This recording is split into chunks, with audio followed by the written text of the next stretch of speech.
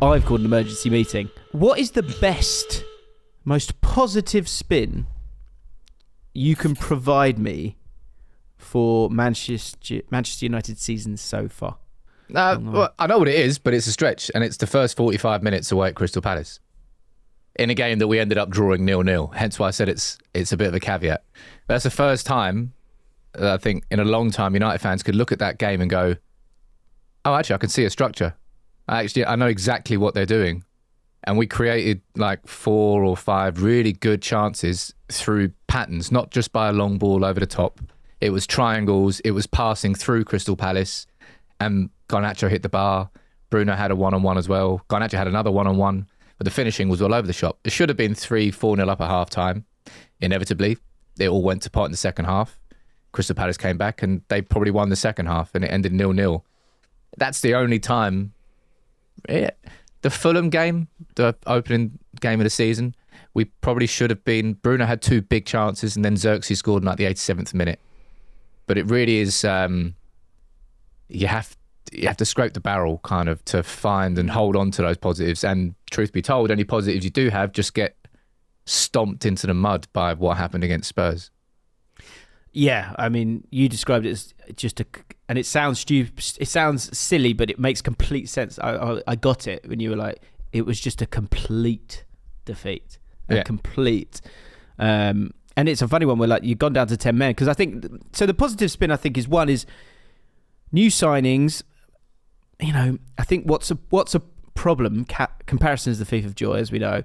And when you look at the teams around you who have had, be it similar amounts of time with a manager or similar time building a squad or malaise themselves, right?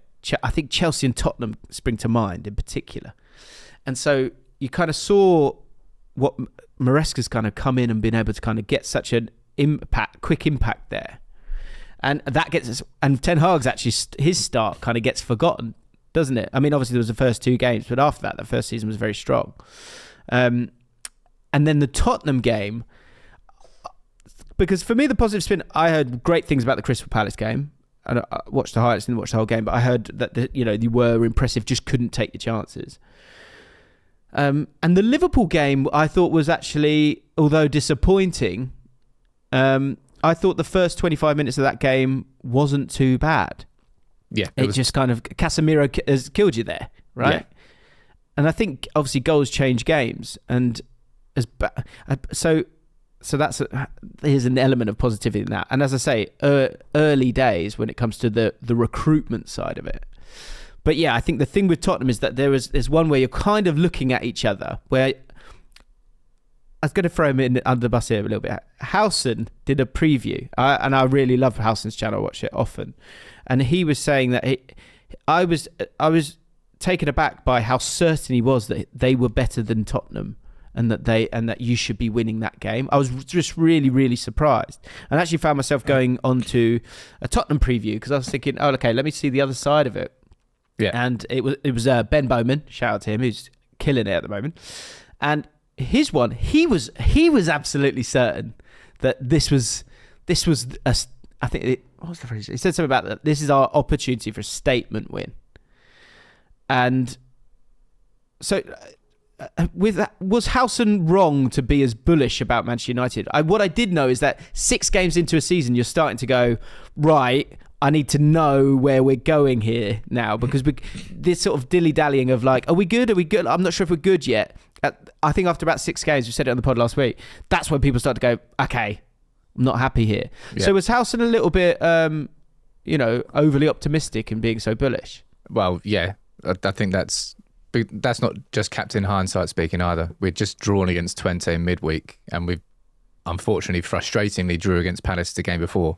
The thing is that Spurs and United went into that game 1-2, drawn 1, lost 2, both on 7 points, both mid-table, both a little bit, both kind of going for 4. Yeah. You think at the start of the season, right? Yeah, that's exactly what it is, and it's sort of Postecoglou has got questions. I actually think Spurs are probably the most exciting team to watch in the league. I'm not just saying that because they pumped United, but I think they're just right fun. There. They are just fun to watch. It might not work in the goodness of time, but they are quite fun to watch. And Van de Ven's a fucking freak. It's ridiculous. Defenders shouldn't run that fast. True, but Delo's a disgrace in that moment. Oh yeah, I really did not understand. What's your opinion on this? Why did Gary Neville go after Rashford so much? Like when he lost the ball, Van de Ven was like 10 yards gone already. If he had just like ran as fast as he ever could, he still would have been 10 yards behind him. Yeah, I think Rashford is on Gary Neville's mind. I think he's on all of our minds when we're watching him play, especially when he looks low on confidence. And despite the recent goals, I thought in that game he looked. I think when you know he can be so electric, he looked a bit timid. Yeah. You know, like putting certain crosses in when you could take on your defender. Where Rashford at his best is just someone that just goes, I know I've got too many skills and I'm too much pace for you, so I'm off. And he's not he sort of flitters between that and something else, and poor form. And I think he's on Gary Neville's mind. I really think he is. I think he's miles off on this one. I think it's one as well. Like, we've all kind of seen something and maybe attached ourselves to that and then said it. I have heard people talking about they're disappointed with Gary Neville with that. When did he say that?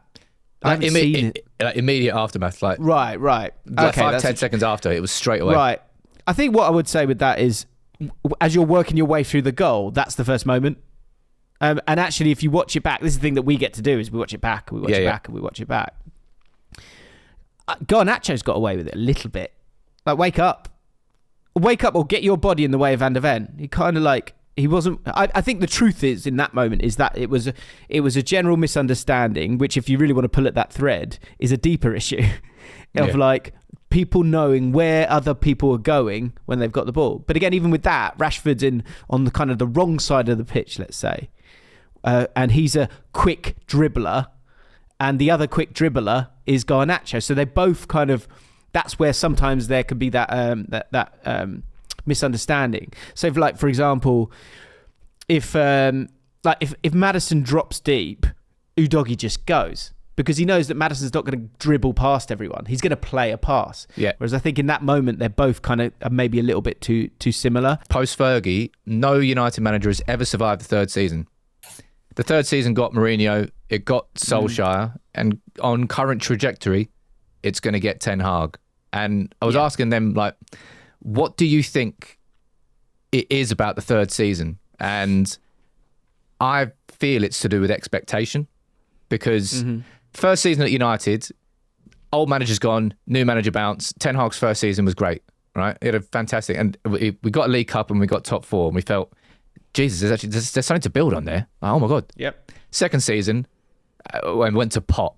Absolutely went to pot. He backed Mason Mount. He wanted to switch to a different system, be more pro. The concept of it was good. 1 number 6, 2 number 8s, win the ball high up the pitch. United are going to be proactive again.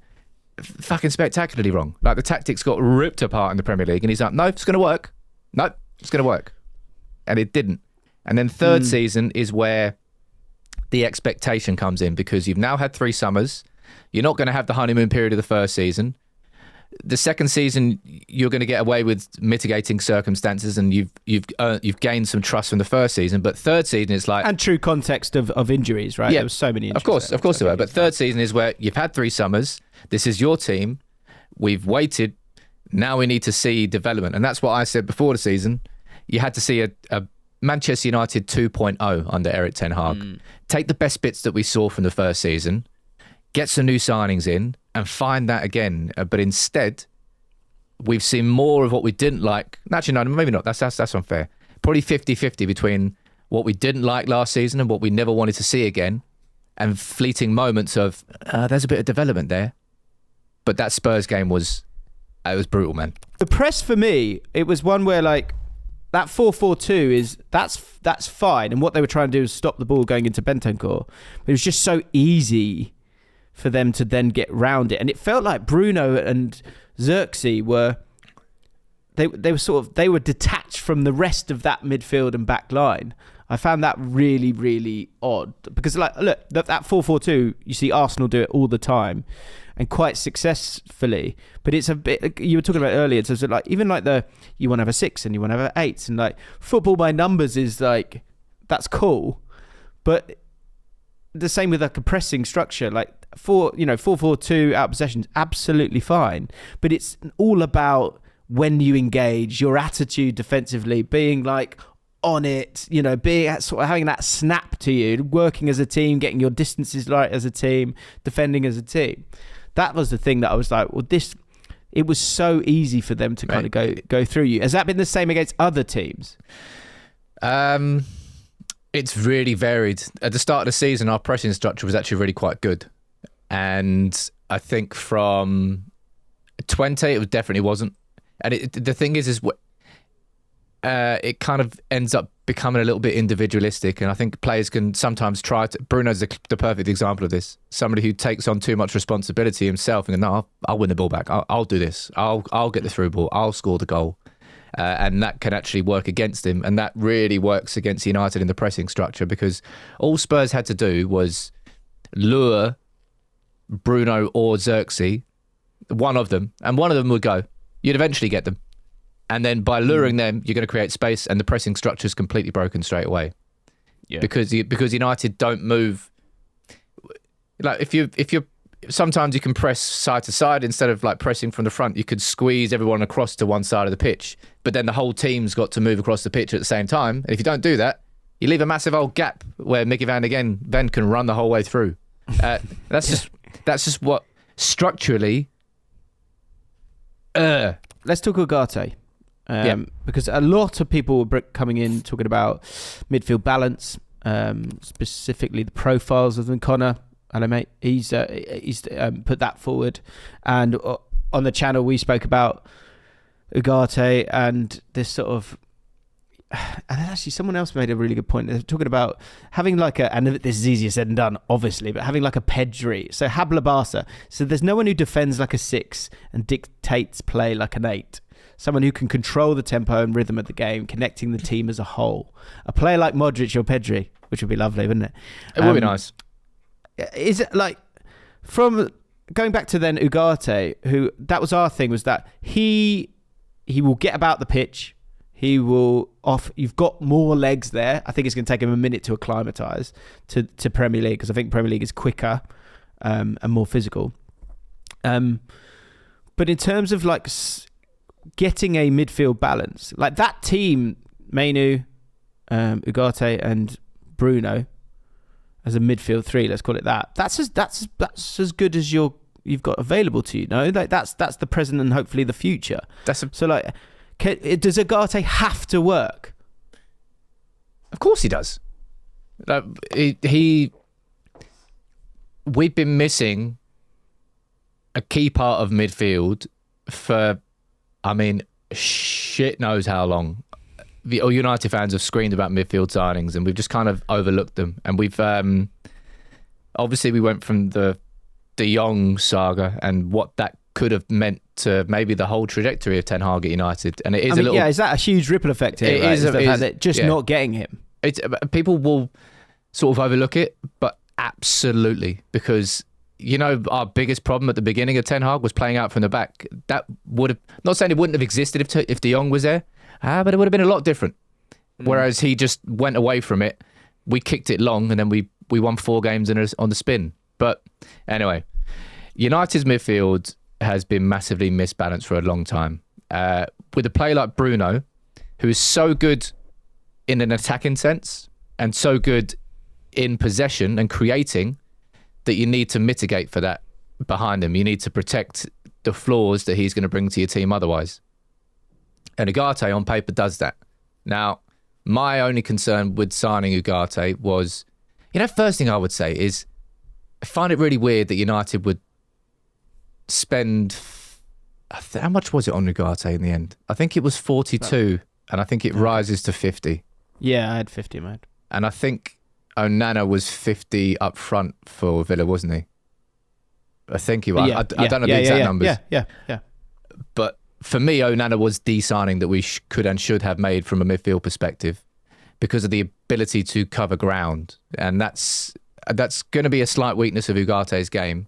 He's got the energy and he's got the tenacity, but I don't want Ugarte running around the pitch everywhere going, give it a ball, give it a ball, give it a ball. You can do that, but do it in a certain do it in front of the defence. Like, don't just run 20 yards to get the ball back, because then we've got that big space that you're supposed to sit in. As someone who would just stand there and go, I'll take it for you. Let me relieve this pressure.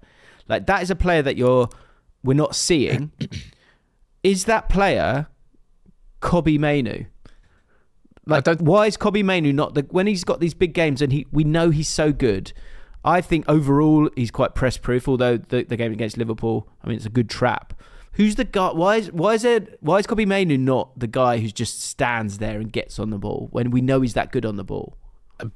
It's the last sentence you said there, because you know he's that good on the ball. You know how much he brings in the opposition's half as well as brings in his actual own half. So he's kind of, I mean, he's not a perfect player. He's 19? He's got years to develop, but he's got so much natural ability to receive the ball from defence under pressure, and also so much natural ability to play those intricate football and bring the ball forward like he did for England at the Euros. And you kind of like, well, can we have two Cobbies? I want him to do both two things at the same time, but he can't. Is he physically not up to, is he too little, too slight? Is that a concern now? I'm pretty sure he's much bigger than people think he is.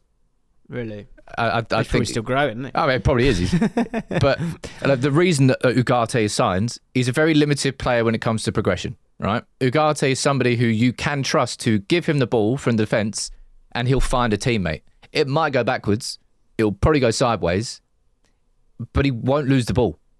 That's the main reason we signed him, is just to help with that initial first phase. But not the same way as De Jong, because De Jong can spin on the ball and carry it 15 yards and then find someone. Ugarte is not that guy. But out of possession, he should be there to protect the front of the defence, which he didn't do against... I think he was probably a second or two, maybe too late to Van de Ven, because when he started running, Van de Ven was already gone. So that's probably acclimatising thing. My theory on this was that if it wasn't his debut, I think he would have taken him out. Do you know what I mean? You know, like, well, it would have been a yellow, right? Yeah, but I think he would have gone... I think if he's a bit more seasoned there, he just goes, right, I'm going to have to take him out here. I think first game he just thought, I can't do that. Maybe. That's my theory on it. United still haven't found that. And I'll be honest, Kobbie Mainoo, I'm glad that Erik Ten Hag has been able to take him out for a couple of games, because he looks so fatigued at the start of the season. Really, yeah. It's understandably so. And he's like the goal for Salah's goal for Liverpool, when he got bashed off the ball, I think it was McAllister. That's literally the only time I've ever seen that happen to Kobbie Mainoo. They've got to really decide with their chest on the next guy, with someone that they utterly believe in and are certain is going to on an individual basis improve that team, and then broadly be able to deal with the pressure of it all. Because I think the status, you could have, every manager is going to have one thing or another thing. Like, they're going to have the status, but not the maybe not the ideas at this stage. Maybe aside from someone like Inzaghi, or they're going to kind of have not had this kind of job. Like, they've got to be so certain with that next guy, and he's got to be really, really smart. Lot of talk about Ruud van Nistelrooy. Yep. So Josh Clark says, finding a system that actually fits this group of players. United don't have any sort of style to them. I think Ruud van Nistelrooy would get a tune out of them. Someone aligned with Man United, but who's also Dutch. He ticks a lot of boxes that suit, bringing someone in. But we all knew that if this started to go wrong, you start to look at him straight away. Where do you sit on this one? I think, the story as it went during the summer was that Erik Ten Hag okayed Van Nistelrooy to come in. So he agreed with the fact that he was going to come in, because Mitchell van der Gaag, who was his assistant, decided at this point, I'm going to go elsewhere. I'm probably going to become a manager. So there was space for him, and Steve McLaren, he's gone to Jamaica. So there's room for two new assistants. And I think Ineos basically decided, well, if you're not going to replace the manager, well, we're switching up everything behind it, because the environment, it's not working. And Van Nistelrooy, look, man, if you're Ruud van Nistelrooy in the summer, you're speaking to your close ones, your loved ones, they're definitely going to be saying, well, it might not work out with Erik Ten Hag. And then who are they going to look to? It was the perfect opportunity for Ruud van Nistelrooy to come in that role. What's quite awkward is the sort of so if he is this sort of, if he's the guy to solve it, that would mean that he's either not being listened to, or, which is the best chance, best case scenario, or he's holding back information, which is human nature, but a little bit of a shame.